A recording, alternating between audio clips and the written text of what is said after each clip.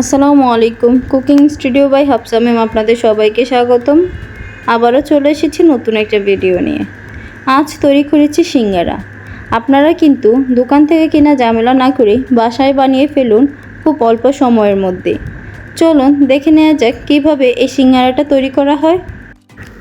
প্রথমে একটি বলের মধ্যে নিয়ে নিচ্ছি 1.5 কাপ ময়দা। আপনারা এখানে ময়দার পরিবর্তে আটাও নিতে পারবেন। ময়দার মধ্যে দিয়ে দিচ্ছি পরিমাণ মতো লবণ আর দিয়ে দিচ্ছি 3 টেবিল চামচ রান্নার রেগুলার তেল। এখানে আমি হাফ কাপের জন্য 1 টেবিল চামচ করে ব্যবহার করেছি। আমার এখানে 1.5 কাপ ময়দার জন্য 3 টেবিল চামচ তেল ইউজ করেছি। এখন তেলটার সাথে ময়দাটাকে ভালোভাবে মিশিয়ে নিব। ময়দার সাথে তেলটাকে ভালোভাবে মিশিয়ে নিয়েছি। যদি দেখেন এভাবে দলা পাকিয়ে যায় তখনই বুঝতে পারবেন ময়দার সাথে তেলটাকে ভালোভাবে মেশানো হয়ে গেছে। এ পর্যায়ে ময়দার মধ্যে অল্প অল্প করে পানি দিয়ে ডোটাকে তৈরি করে নেব। আমি এখানে একবারে পানিটা দিয়ে দিচ্ছি না, এখানে অল্প অল্প করে পানি দিলে বোঝা যাবে যে কতটুকু পানি প্রয়োজন। আমার এখানে 1.5 কাপ ময়দার জন্য 1.5 কাপের মতো পানি ব্যবহার করতে হয়েছে। আটাটাকে ভালোভাবে মেখে নিয়েছি। আমি আপনাদেরকে দেখিয়ে দিচ্ছি ডোটাকে কতটা পরিমাণ শক্ত করে তৈরি করে নিয়েছি। এ পর্যায়ে ময়দার ডোটাকে একটা সুতি পাতলা কাপড় দিয়ে ঢেকে রেখে দিব প্রায় 10 মিনিটের জন্য। 10 মিনিট পর যখন কাপড়টা খুলবেন তখন দেখতে পারবেন যে ময়দাটা একটু নরম হয়ে এসেছে। এখন এটাকে আমি এক পাশে রেখে দিব। আরেক পাশে আমি এখানে 4টা আলু নিয়ে নিয়েছি। আমি এখানে মাঝারি সাইজের আলুটা নিয়েছি। এখন আলুগুলোকে কেটে নিব।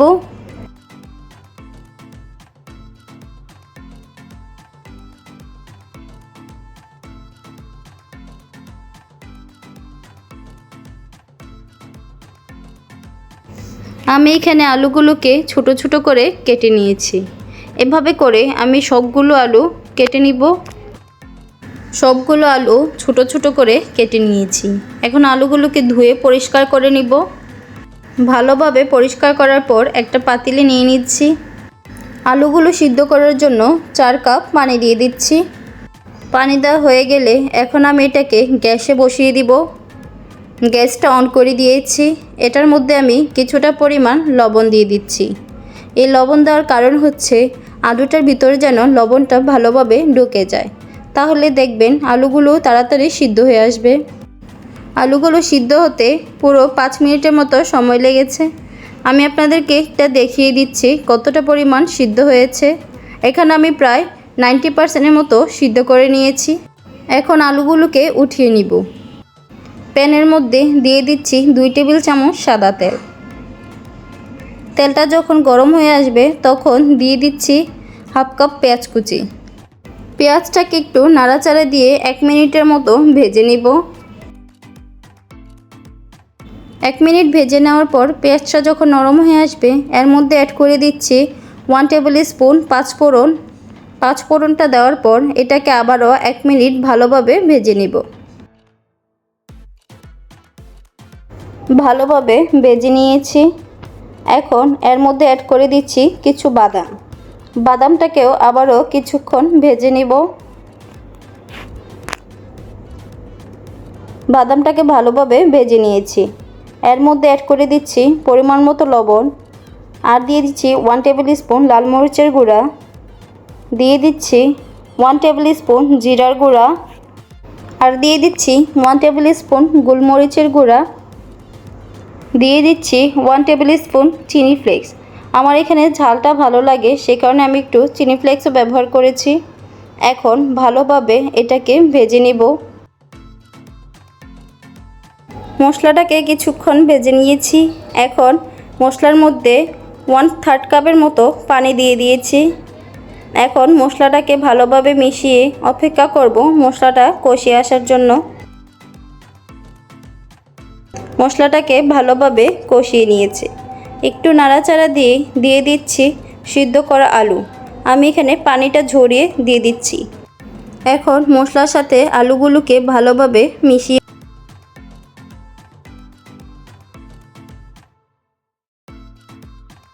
মশলার সাথে আলুগুলোকে ভালোভাবে মিশিয়ে নিয়েছি। এখন প্রায় 2 মিনিটের মতো হাইটে রান্না করে নিব। 2 মিনিট পর এটাকে একটু ভালোভাবে নেড়েচেড়ে দিচ্ছি। আর এখান থেকে কিছু আলু এভাবে ভেঙে দিচ্ছি। আবারও একটু নেড়েচেড়ে দিচ্ছি। লাস্ট পর্যায়ে এর মধ্যে কিছু ধনেপাতা অ্যাড করে দিচ্ছি। আপনাদের কাছে ধনেপাতাটা ভালো না লাগলে স্কিপ করতে পারেন। ধনেপাতা দেওয়ার পর প্রায় আবারও 1 মিনিটের মতো একটু ভেজে নিলেই হয়ে যাবে সিঙ্গারা পুরটা। এখন আলুগুলোকে নামিয়ে নিচ্ছি একটা প্লেটে। এখন এটাকে ঠান্ডা করে নিব। 10 মিনিট পর কাপড়টাকে ময়দা থেকে উঠিয়ে নিচ্ছি। দেখুন কতটা পরিমাণ নরম হয়ে এসেছে। এখন এর মধ্যে অ্যাড করে দিচ্ছি 1 টেবিল স্পুন কালো জিরা। কালো জিরা দেওয়ার পর এখন এই ডোটাকে 5 থেকে 6 মিনিটের মতো ভালোভাবে মেখে নেব। ভালোভাবে ময়দাটাকে মেখে নিয়েছি। এখন এই ময়দার ডোটাকে একটু লম্বা করে নিয়ে 2 ভাগ করে কেটে নিব। 2 ভাগ করে কেটে নিয়েছি। এখানে আমি 1 ভাগ একটা বাটিতে উঠিয়ে নিয়ে আবারও কাপড় দিয়ে ঢেকে রেখে দিচ্ছি। বাকি অংশটাকে হাত দিয়ে চেপে চেপে একটু লম্বা করে নিচ্ছি।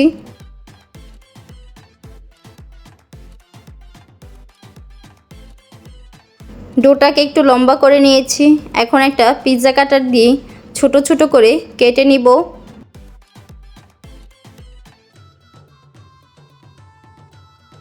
ছোট ছোট করে কেটে নিয়েছি। এখান থেকে একটা পিস নিয়ে আমি এখন এটাকে গোল করে নিচ্ছি।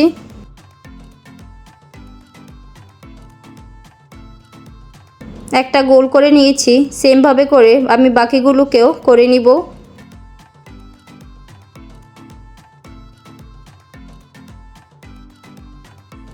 সবগুলো গোল করে নিয়েছি।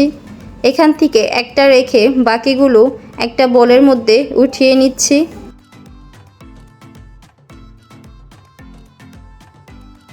বোলের মধ্যে উঠিয়ে নিয়েছি। আবারও কাপড় দিয়ে ঢেকে রেখে দিচ্ছি। এখন এটার উপরে কিছুটা পরিমাণ ময়দা ছিটিয়ে দিচ্ছি। এখন রুটিটাকে লম্বা করে বেলে নিতে হবে।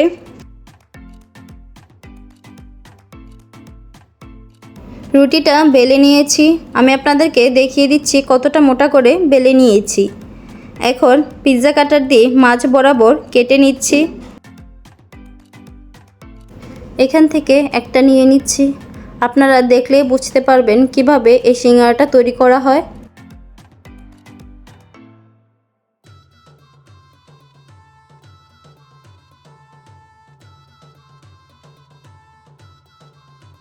সাইডের অংশটাকে জয়েন করে নিয়েছি।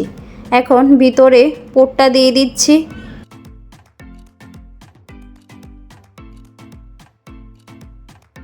ভিতরে আলুর পুরটা দিয়ে দিচ্ছি। এখন সাইডে পানি দিয়ে একটু চেপে চেপে জয়েন্ট করে দিচ্ছি। দেখতেই পাচ্ছেন সিঙ্গারাটা তৈরি করা হয়ে গেছে। সেমভাবে বাকিগুলোকে তৈরি করে নিব। সবগুলোকে তৈরি করে নিয়েছি। এখন আধা ঘন্টার জন্য ডিপ ফ্রিজে রেখে দিব।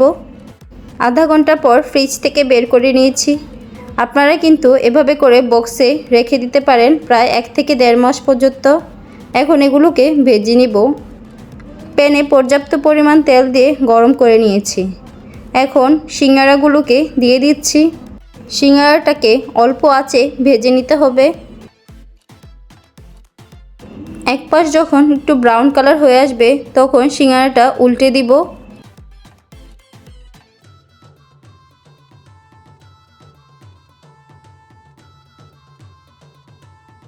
সিঙ্গারাটা উল্টে দিয়েছি। এখন অপর পাশটা একটু ব্রাউন কালার হয়ে আসা পর্যন্ত অপেক্ষা করব। অপর সাইডেও কিন্তু ব্রাউন কালার হয়ে এসেছে। এখন আবারও সিঙ্গারাটা উল্টে পাল্টে দিচ্ছি।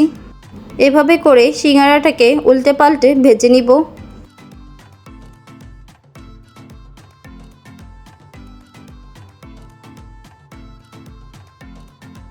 সিঙ্গারাটাকে ভালোভাবে ভেজে নিয়েছি। এখন সিঙ্গারাগুলোকে উঠিয়ে নিব।